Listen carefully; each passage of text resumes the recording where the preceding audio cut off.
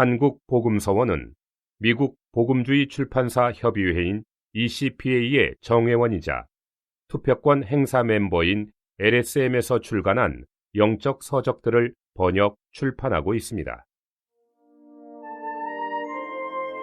하나님의 경륜. 아버지로부터. 아버지 하나님은 우주 만물의 근원이십니다.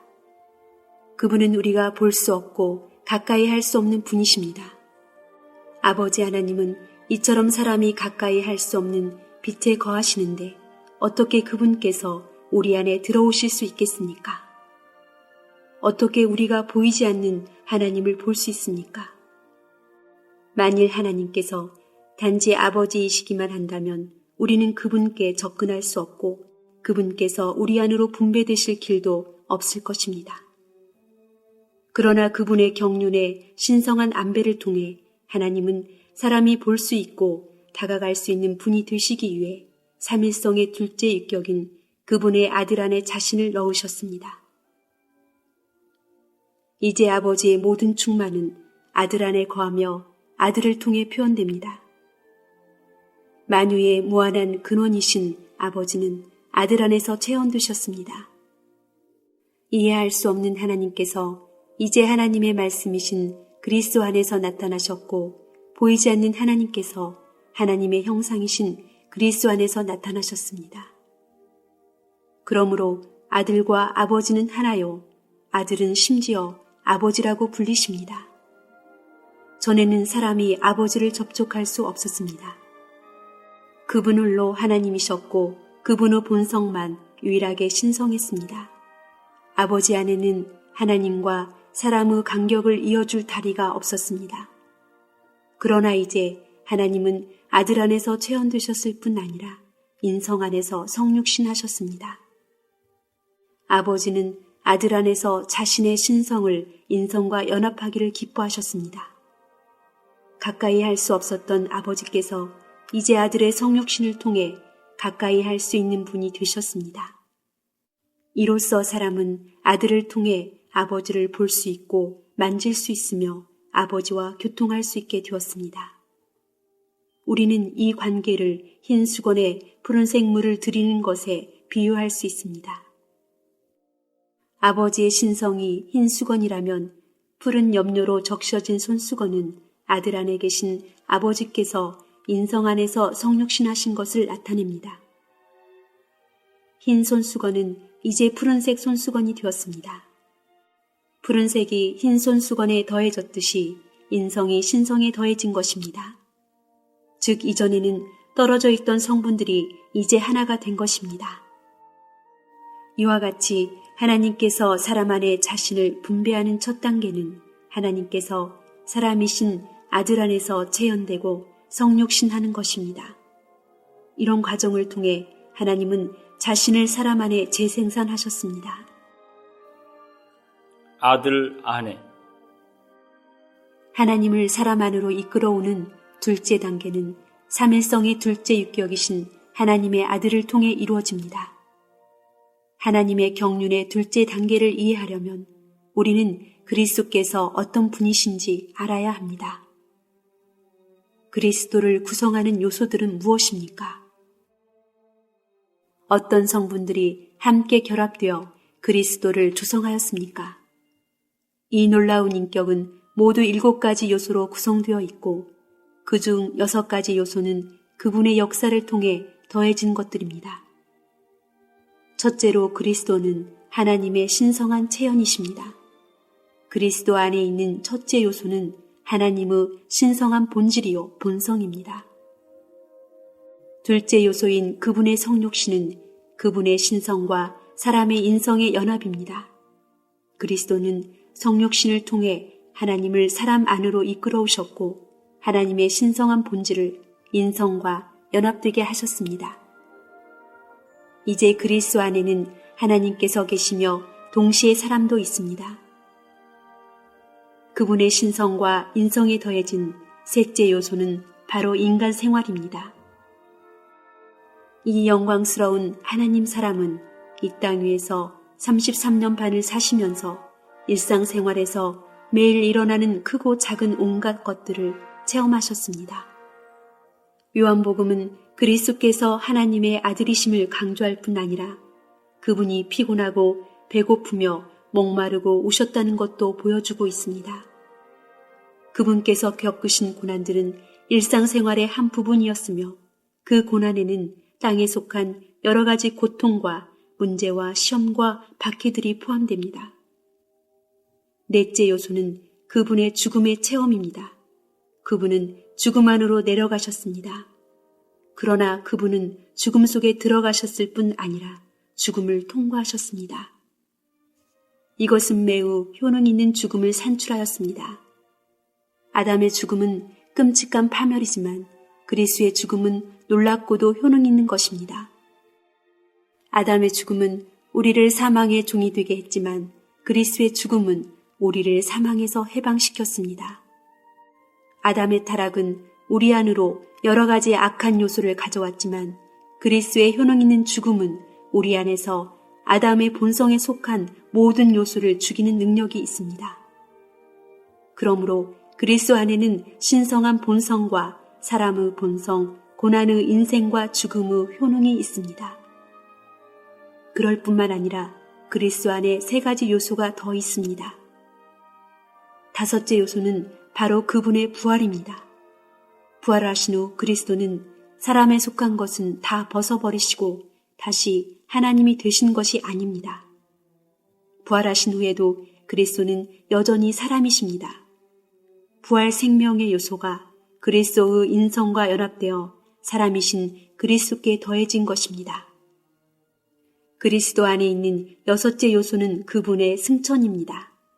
그리스도는 승천하심으로 말미암아 모든 대적과 정사와 능력과 주관하는 자와 권세들을 초월하셨습니다.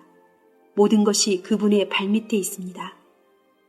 그러므로 승천에 초월하는 능력이 그리스도께 연합되었습니다. 마지막으로 그리스도 안에 있는 일곱째 요소는 보좌의 앉으심입니다. 신성을 소유한 사람이신 그리스도는 온 우주의 머리로 높여지고 셋째 하늘의 보좌에 앉으셨습니다. 하늘에 속한 그분은 만주의 주시오 만왕의 왕이십니다. 우리는 그분 안에 있는 7가지 놀라운 요소, 곧 신성과 인성, 고난의 인생과 죽음의 효능, 부활의 능력과 승천에 초월하는 능력, 그리고 보좌에 앉으심을 기억해야 합니다. 이 모든 요소들이 놀라운 한 분 그리스도 안에 연합되었습니다. 영을 통하여. 그러나 하나님은 아들을 통해 우리 속에 들어오실 수 없습니다. 경륜 후 처음 2단계에 따라 아버지는 자신을 아들 안에 넣으셨고 그런 다음 아들은 자신 안에 7가지 요소들을 연합시키셨습니다. 그러나 하나님께서 그분 자신을 사람 안으로 분배하시기 위해서는 또 하나의 단계, 즉 마지막 셋째 단계가 필요합니다. 첫 단계는 아버지께서 아들 안에 체험되신 것이요. 둘째 단계는 아들께서 인성 안에서 육체가 되심으로 7가지 놀라운 요소를 자신과 연합시키신 것입니다. 이제 셋째 단계는 아버지와 아들이 모두 영 안에 계시는 것입니다. 아버지 안에 있는 모든 것이 아들 안에 있고 아버지와 아들 그리고 그리스도 안에 있는 모든 요소들이 영 안에 있게 되었습니다. 주님께서 승천하신 후 성령은 이제 더 이상 구약시대에 계셨던 하나님의 영과 똑같지 않으십니다. 구약에서 하나님의 영은 단 한 가지 요소, 즉 하나님의 신성만 갖고 계셨습니다. 신성한 영이신 그분은 인성과 인간 생활과 죽음의 효능과 부활과 승천과 보좌에 앉으심의 요소를 갖고 계시지 않았습니다. 그러나 오늘날 신약 경륜 아래서 그리스도의 7가지 성분이 모두 영 안에 있고 그러한 만유를 포함하신 영께서 우리 안에 그리고 우리 위에 오셨습니다. 바꿔 말해서 그분은 우리 안에 계시고 우리는 그분 안에 있습니다. 이것은 하나님과 사람이 실제로 연합한 것이며 우리는 어느 때라도 이것을 체험할 수 있습니다. 우리는 안팎으로 성령과 연합되었습니다. 성령은 어떤 분이십니까? 성령은 진리의 영이십니다. 그러면 진리란 무엇입니까? 헬라어에서 진리라는 단어는 실제라는 뜻입니다. 그러므로 성령은 실제의 영, 즉 그리스도의 완전한 실제이십니다. 하나님께서 그리스도 안에서 체현되셨듯이 그리스도는 성령의 놀라운 인격 안에서 실제가 되십니다. 그리스도는 하나님과 분리된 분이 아니시고 성령도 그리스도와 분리된 분이 아니십니다. 그리스도는 표현된 하나님이시요 성령은 실제가 된 그리스도이십니다. 고린도후서 3장 17절 말씀을 보면 지금 주는 영이시니 라는 말씀이 있습니다. 이 구절은 성령께서 그리스도와 분리되신 분이 아니라는 것을 입증합니다. 이 구절은 그리스도 자신이신 주님이 영이시라고 말합니다. 고린도전서 15장 45절 하반절 말씀을 보면 마지막 아담은 생명 주는 영이 되었나니 여기에서도 성경은 마지막 아담이신 그리스도께서 영이심을 지적해주고 있습니다. 우리는 이 생명 주는 영께서 성령이심을 인정해야 합니다. 나아가서 아버지 하나님도 영이십니다. 그러므로 하나님의 세 유격은 모두 영이십니다. 만일 아버지 하나님께서 영이 아니시라면 어떻게 우리 안에 계실 수 있으며 어떻게 우리가 그분을 접촉할 수 있겠습니까? 더욱이 아들 하나님께서 영이 아니시라면 어떻게 우리 안에 계실 수 있으며 어떻게 우리가 그분을 체험할 수 있습니까? 아버지와 아들께서 모두 영이시기 때문에 우리는 쉽게 하나님을 접촉하고 그리스도를 체험할 수 있습니다. 다음 구절들을 주의해 봅시다. 에베소서 4장 6절 말씀. 하나님도 하나이시니 곧 만유의 아버지시라. 만유 안에 계시도다. 고린도후서 13장 5절 말씀. 예수 그리스도께서 너희 안에 계신 줄을. 로마서 8장 11절 말씀. 예수를 죽은 자 가운데서 살리신 이의 영이 너희 안에 거하시면. 이 세 구절의 말씀은 아버지 하나님과 아들 하나님과 그 영 하나님께서 모두 우리 안에 계신다는 것을 보여줍니다. 그러면 우리 안에는 얼마나 많은 육격이 있습니까? 셋입니까? 하나입니까? 우리는 분리된 세 육격이 우리 안에 있다고 말해서는 안 되며 오직 한 육격만 우리 안에 있다고 말해서도 안 됩니다. 우리는 다만 셋 하나이신 분이 우리 안에 있다고 말해야 합니다. 신격의 세 육격은 세 영들이 아니라 한 영이십니다. 아버지는 아들 안에 계시고 7가지 놀라운 요소를 포함한 아들은 성령 안에 계십니다. 이 놀라운 성령께서 우리 안에 들어오실 때 하나님께서 우리 속에 분배되시는 것입니다. 세 육격이 한 영 안에 있기 때문에 우리에게는 아버지도 있고 아들도 있고 성령도 있습니다. 나중에 우리는 삼일 하나님께서 우리 사람의 영 안에 계시며 우리의 영적이고 내적인 생명이 되신다는 것을 볼 것입니다. 이것이 하나님의 경륜의 표적이며 하나님 자신이 우리 안으로 분배되시는 방법입니다. 신성한 경륜의 목적은 한 영 안에 계신 삼일 하나님을 우리 사람의 영 안으로 분배하는 것입니다. 그러므로 우리는 이제 우리의 영 안에 거하시는 삼일 하나님에 의해 사는 문제에 우리의 모든 관심을 집중시켜야 합니다. 만일 우리가 이 길에서 벗어난다면 다른 것들이 아무리 선하고 성경적이라 하더라도 우리는 분명히 하나님의 경륜의 표적을 놓친 것입니다.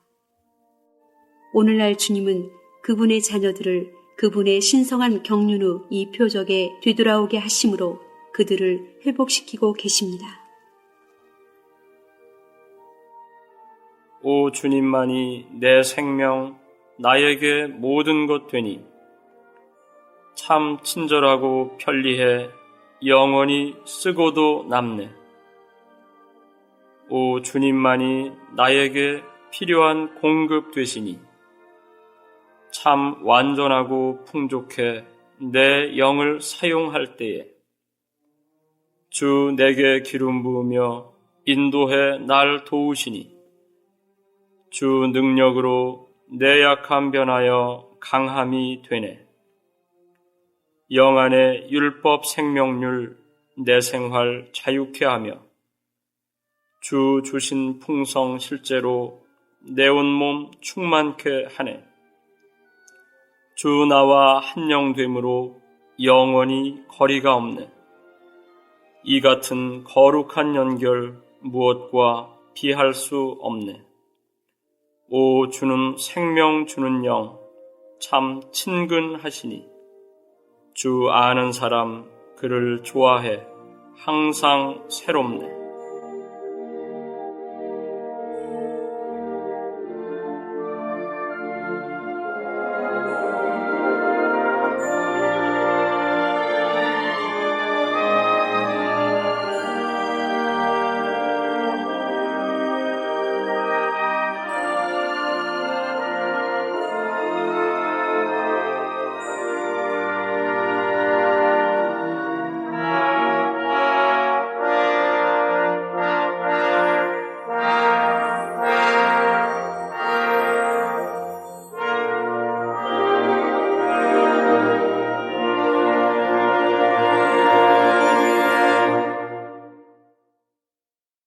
본 메시지가 수록된 도서에 관심 있으신 분들은 인터넷 검색창에 한국복음서원 쇼핑몰 또는 1600-3191로 전화 주시면 감사하겠습니다.